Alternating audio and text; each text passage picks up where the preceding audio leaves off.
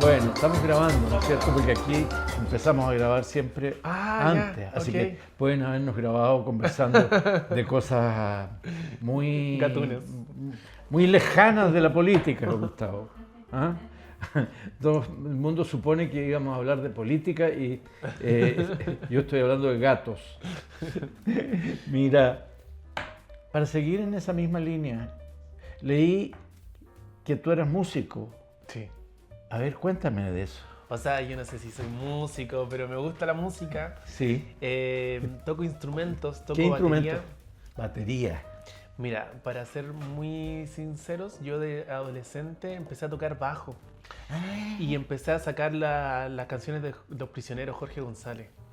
La voz de los que sobran, Nunca queda mal con nadie. Todas esas canciones me las sé hasta hoy en día en bajo, a pesar de que ya no toco bajo. Pero si tomo uno, el tiro empezó. Estrechez de corazón. Claro.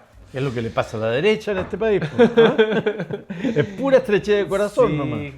Y luego, cuando a mí me dispararon, yo siempre tuve el sueño de ser baterista, de Ya. tocar en una banda de rock, Ya. porque a mí me gusta mucho el rock. Pero la batería es un instrumento caro, ocupa mucho espacio, Sí. es muy ruidoso, es un instrumento muy poco práctico. Sí, es cierto. Es muy cierto. Y entonces nunca tuve acceso a una batería.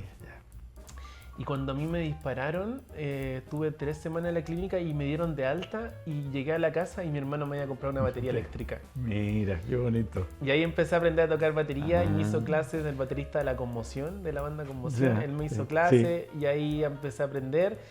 Y el año 2020 la banda de cumbia Santa Feria me regaló una batería acústica.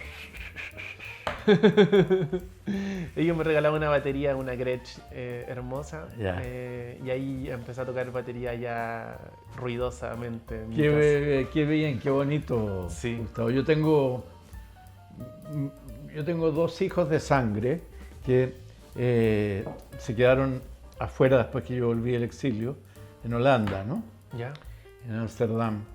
Y mi hijo mayor es músico, es profesor de música, se gana la vida enseñando música y es bajista. Ya. Ajá. Pero él, con su compañera, que es chilena también, se dedican mucho a hacer mucha música latinoamericana, Ya, qué hermoso. porque ella canta y canta muy bonito. Qué bonito. Dime una cosa, ¿y la canción urbana te gusta a ti? ¿La música urbana? No particularmente, pero sí la escucho. Creo que hay algo interesante en la música, hacia donde está avanzando la música urbana ahora, que es integrarse a otros géneros Sí. culturales de nuestra Latinoamérica. Un ejemplo de eso son los últimos discos de Bad Bunny o de Karol G, que se han logrado recoger ritmos autóctonos nuestros y llevarlos a un lenguaje moderno. ¿Y qué ritmo? ¿Hay rancheras, boleros? ¿Qué? Sí, rancheras, boleros, bachatas, cumbias. Tango tiene que ponerlo, eso es para los Mira, viejos, eso pero no bueno. lo he escuchado. Pero estaría interesante que alguien hiciera Bueno, el eso. tango como música tiene una cosa única, tiene un instrumento que le es propio, Sí. que es el bandoneón. ¿Cuál es el bandoneón? El bandoneón es la acordeón mucho más complicada. Ah, sí. El bandoneón es una acordeón grande que tiene un sistema de botones muy complicado. Y que logra producir sonidos que el acordeón no logra producir. Mira, no tenía idea. Entonces, ese es el instrumento que va con el tango. Es esencial para el tango. Y hay personas que tocaban ese instrumento que han llegado a ser considerados hoy día como músicos clásicos, que es el caso de Piazzolla, que lo venden en las tiendas, está entre los discos clásicos. Uno tiene que buscarlo en la P, y ahí está Mozart, está Beethoven, y aparece Piazzolla. Porque el bandoneón es un instrumento... Ahora, es muy difícil, me dicen, aprenderlo, pero es un instrumento muy lindo. Y lo otro que me gusta mucho a mí, porque yo tengo gustos variados, en ¿Qué te música. gusta? Me gustan los chinchineros.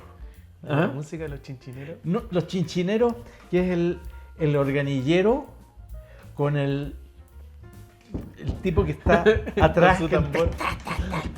Ajá. Es muy, muy chileno eso. Es muy chileno. Muy sí. chileno. Y Bueno, pareciera pero- que ya no hay tantos chinchineros. No, se hay muy escuchan poco. tanto. Hay una asociación de organilleros y chinchineros. Porque son muy pocos, ¿no? Pero se han asociado y yo sé que existe esa asociación.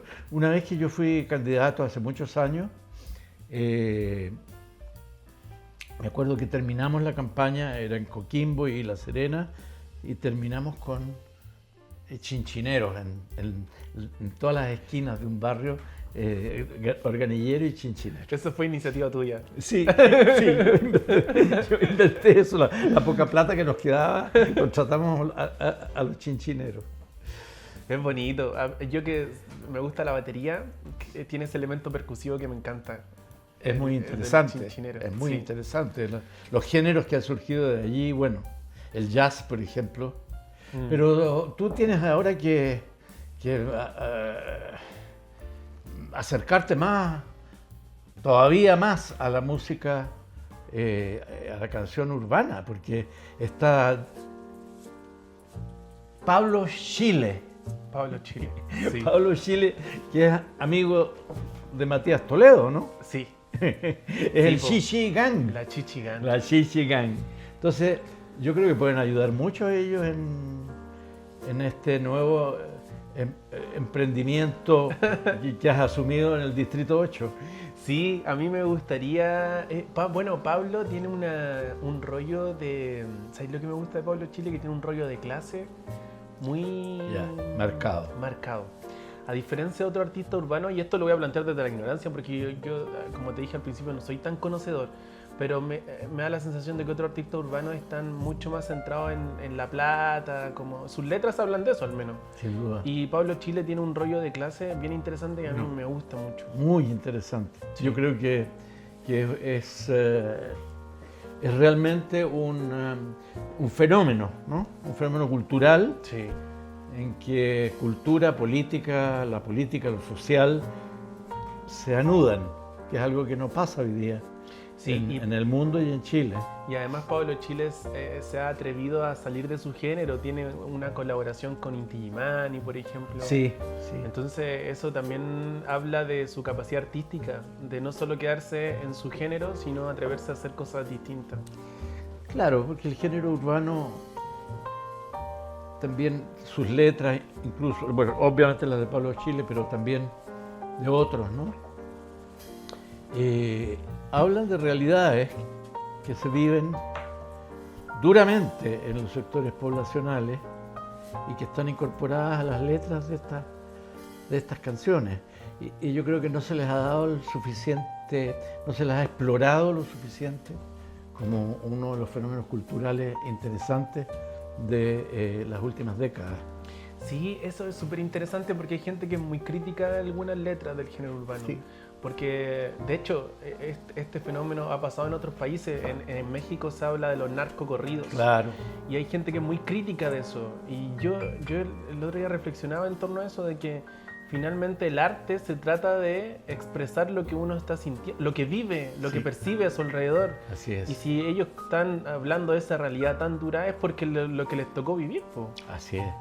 El narcocorrido, bueno, estábamos conversando con una amiga que estudió en la Universidad de Pittsburgh y ahí había conocido a un profesor que era alemán que se dedicaba a estudiar los narcocorridos. Ya. Era un académico que investigaba los narcocorridos, los tigres del norte, con su sonido maravilloso. Bueno, la política también lleva música, Gustavo. Mi generación es heredera de tesoros musicales políticos. Sí, ¿Ah? es verdad. Yo no sé si tú, bueno, para qué decir la Internacional, que yo la he cantado con todas mis ganas durante toda la vida, pero de la producción chilena, que es famosa internacionalmente, está El Pueblo Unido. El Pueblo Unido. Qué lindo es, ¿no? ¿Quién escribió El Pueblo Unido? Yo no sé si fue Ortega.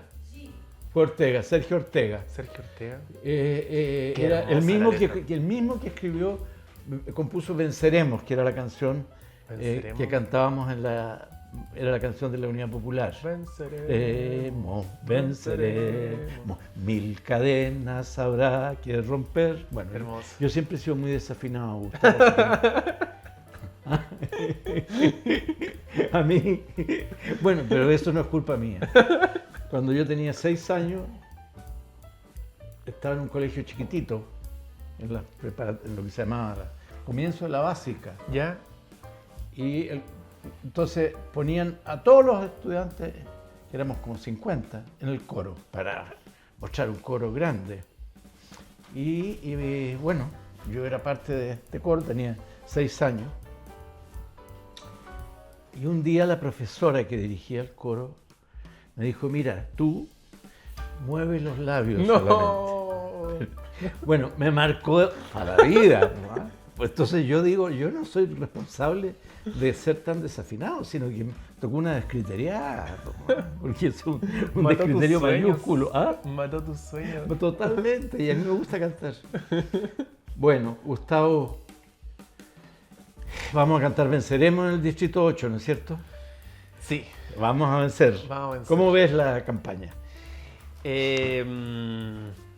Estamos en un proceso de articulación, estamos armando los equipos, armando los ejes programáticos. Yo vengo con mis prioridades, pero quiero alimentarlas también de lo que el distrito tiene que decir, lo que la gente quiere decir, también alimentarlo de esta llamada agenda país. Quiero nutrirlo todo eso para tener una propuesta robusta que creo que he reflexionado harto en este contexto donde la ultraderecha está a la vuelta de la esquina aquí en nuestro país. He reflexionado harto en cómo la enfrentamos y creo que la única forma de enfrentarla es tener una propuesta robusta de izquierda que logre convencer a la gente, que sea convocante, que haga sentido. Y yo voy a aportar desde mi humilde trinchera en ese camino. Gustavo, ¿y cuáles son eso que tú dices? Yo tengo en principio mis prioridades que voy a enriquecer con la participación de la gente. ¿Cuáles son esas prioridades? Principalmente he identificado 3 que tienen que ver con mi historia. Una es salud mental, yo soy psicólogo de profesión. Sí. La discapacidad, por lo que me ocurrió, y bueno, los derechos humanos. Esas son mis prioridades. Que obviamente, como bien dices, se van a nutrir de otras muchas cosas. Sí, claro.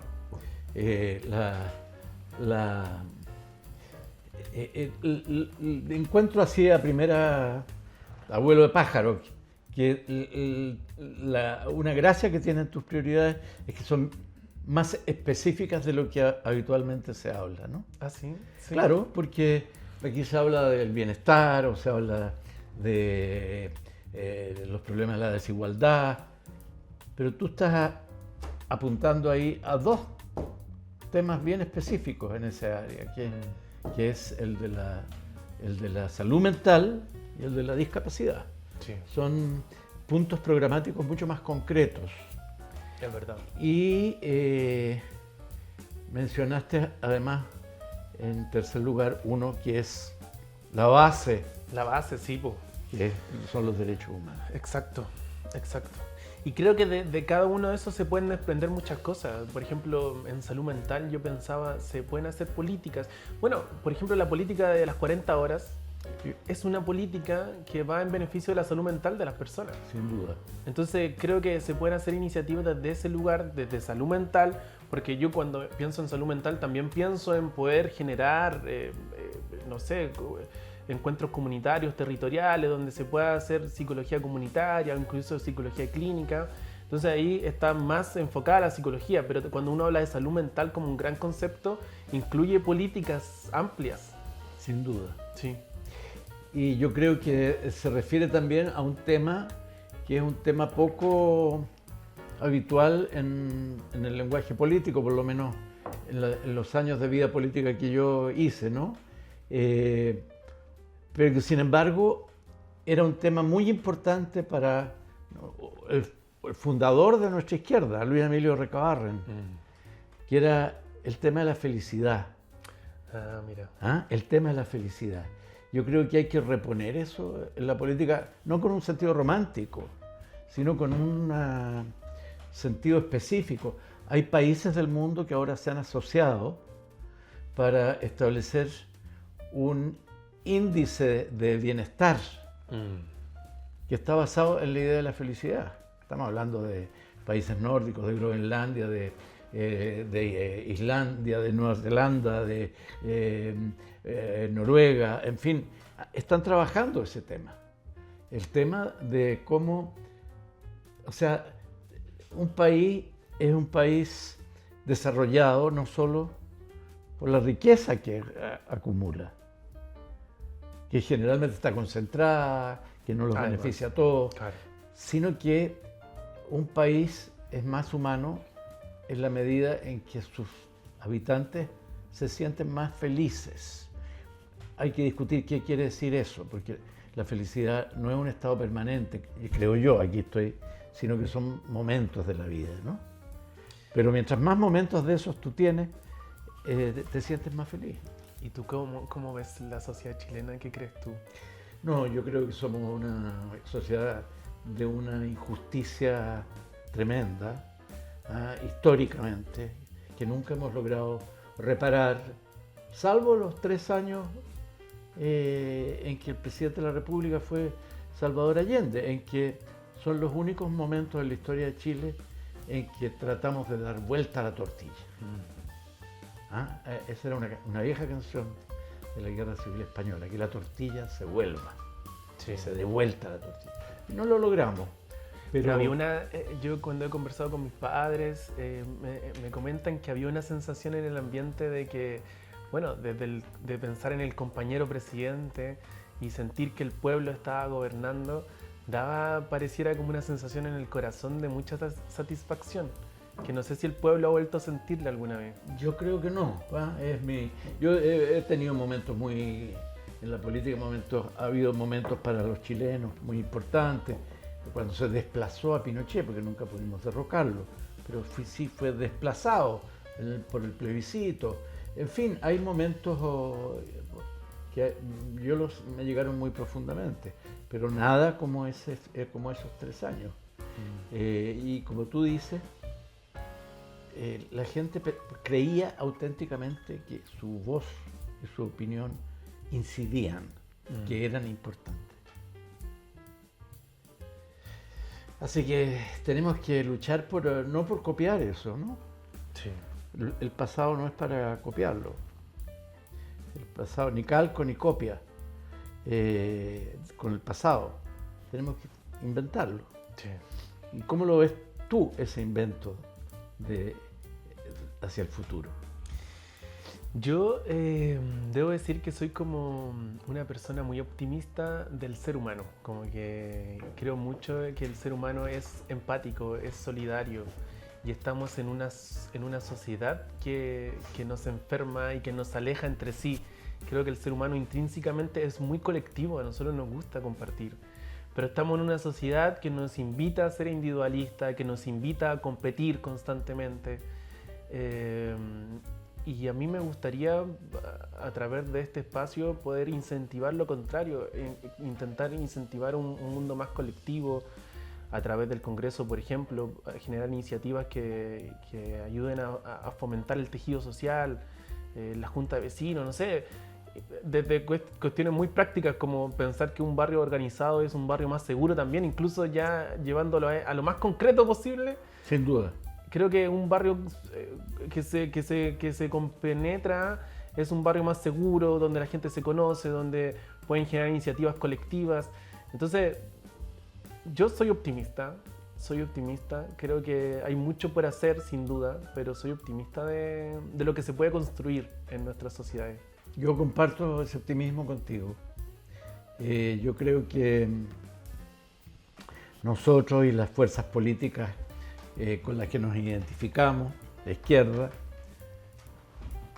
no tenemos nunca que perder la esperanza. Y la esperanza, por el solo hecho de existir, es una fuerza. La esperanza es fuerza. Si no tenemos esperanza, hay una fuerza que no tenemos.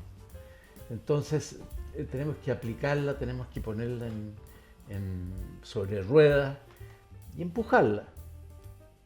Sí. Ahora, yo entiendo que tú sabes que la política es un territorio, digamos, a veces áspero, pedregoso a veces, es difícil, porque la lucha de intereses que se contraponen es muy fuerte, ¿no? Los que tienen el poder económico en nuestra sociedad se defienden con todo y ejercen todo su poder, que es mucho. Pero nuestra tarea es luchar contra ellos, y hacer brotar en ellos, aquí voy a decir una cosa que puede ser, hacer brotar el sentido de lo humano, de que entiendan que para ellos mismos sería más grato vivir sin tanta desigualdad, miseria, discriminación, explotación. Sí, ¿sabes que estaba recordando ahora mientras te escuchaba todo lo que nos pasó después de perder el primer plebiscito? Siento que mucha gente perdió la esperanza. Sí. ¿Qué te pasó a ti? ¿Cómo lo viviste eso? O el ver que a mí me dolió mucho, por ejemplo, leer en redes sociales gente de izquierda diciendo, ya, entonces yo nunca más salgo porque cómo votaron esto, ya ahí tienen lo que se merecían, como un poco en esa tecla. No, bueno, lo que pasa es que yo estoy muy curtido ya.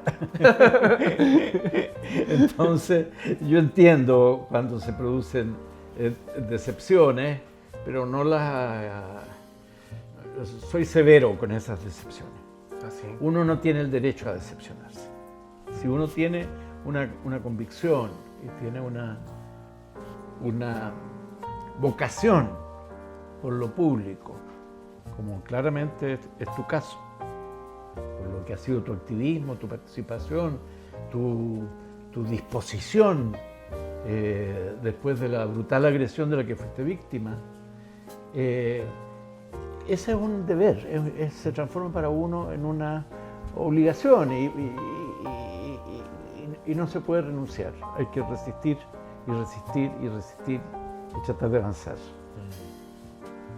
Yo siempre digo, Recabarren la tenía peor que nosotros, porque pucha que era mucho más difícil en esa época que ahora, todavía, mucho más difícil. Es verdad. Entonces la tenía muy dura.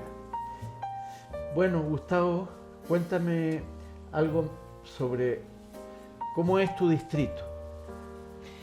Tú eres de Colina. Yo soy de Colina, sí. El distrito 8 es un distrito muy diverso, es uno de los distritos más populosos, va a votar más de 1 millón de personas en la elección de noviembre. Y en esa diversidad tiene una multiplicidad de problemas. En Colina, en Tiltil, tenemos una crisis hídrica importante, producto de las mineras, que han ido secando ríos, literal secando ríos. O sea, donde en los años 80 se desbordó un río, ahora no pasa agua. Es ese nivel. En Tiltil también tiene el tema de la basura.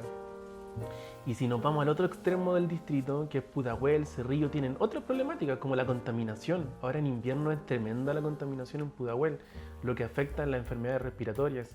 Si nos vamos hacia el poniente, en Maipú, tiene una crisis de conectividad. La gente que tiene que trabajar acá en el sector oriente se demora horas en recorrer todo el territorio.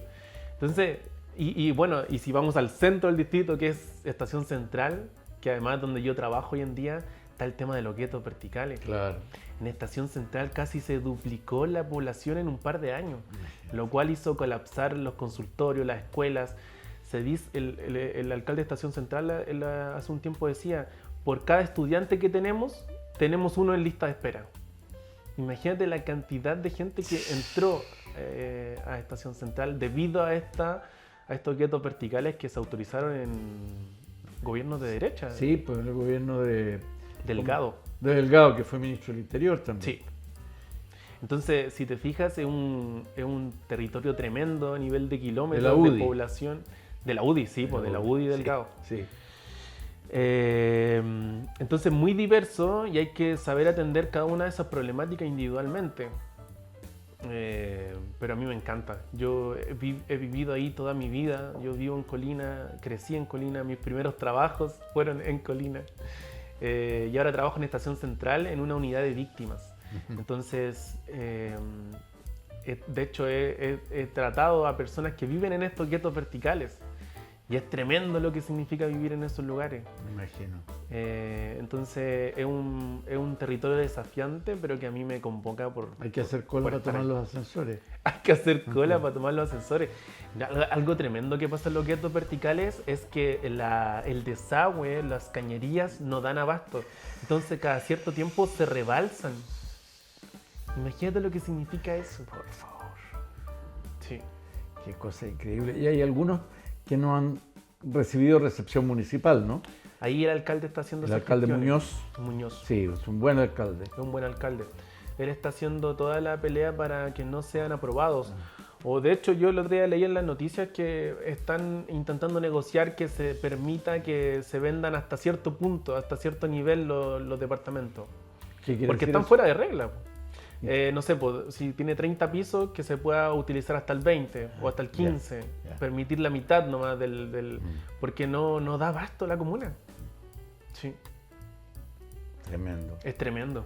Bueno, hay en Chile un problema de vivienda impresionante, ¿eh? Sí. Por eso las toma, porque la gente no tiene, ¿qué otra cosa va a hacer? Si no es tomarse un terreno que no está ocupado. Sí. Pero yo creo que es un...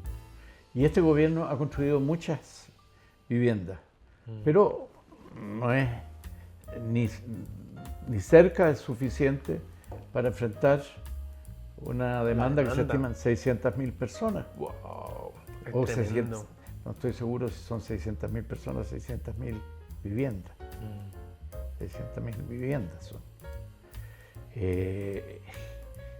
Y yo creo que el gobierno va a llegar a construir 150, 200.000, pero queda ese se ha convertido en uno de los problemas centrales de hoy día. En épocas pasadas fue lo que se llamó el movimiento de pobladores, ¿no? Sí. Que eran los pobladores que se tomaron alrededores de Santiago y de esas tomas surgieron poblaciones enteras que están hoy día activas y muchas de ellas han echado para adelante. Sí. Pero ese es un problema muy, muy grave. ¿Y cómo ves tú, Gustavo, el tema de la seguridad? Porque todo el mundo dice, no, ese es el primer tema en todas las encuestas. ¿Cómo ves el tema de la seguridad? La seguridad es un tema delicado y efectivamente yo creo que todos acá en Chile sabemos que necesitamos más seguridad. Por lo demás, en el último tiempo han aparecido crímenes que hasta hace no mucho eran desconocidos aquí. Así es. Entonces creo que es importante atenderlo.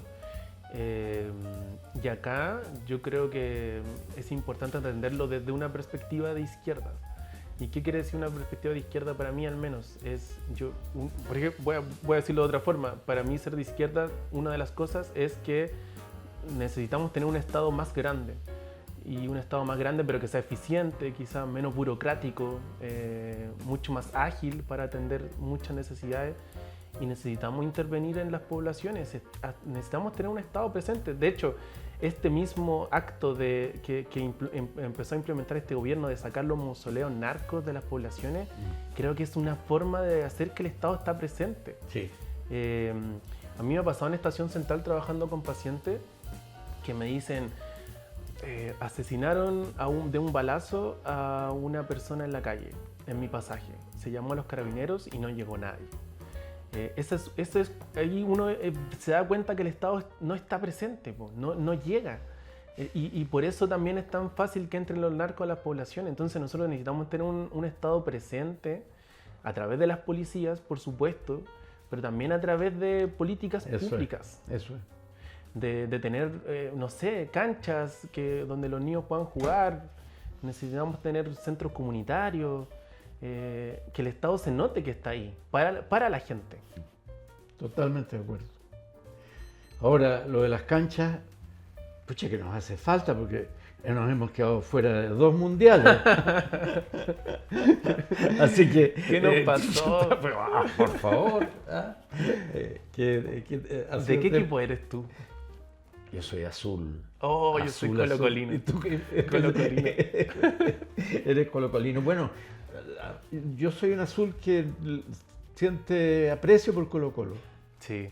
¿Qué te pareció las declaraciones de Caselli? ¿Ha estado bien en boca estos últimos días? Bien. Él tiene una tradición de... Siempre muy acertado. Muy acertado, de que no le quiso dar la mano al dictador. Muy bueno. Eso es inolvidable de Caselli. Ahora está haciendo teatro. ¿Ah, sí? Sí, leí el otro día que está haciendo teatro. No sé a qué nivel, cómo, pero está haciendo teatro.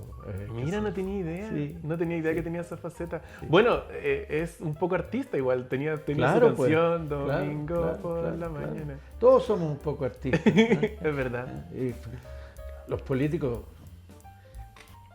actores. Hay muchos que son actores. Mira, no quiero que nos despidamos sin que antes profundicemos un poco algo que tú mencionaste al comienzo, que es el tema de la ultraderecha. ¿Cómo ves eso?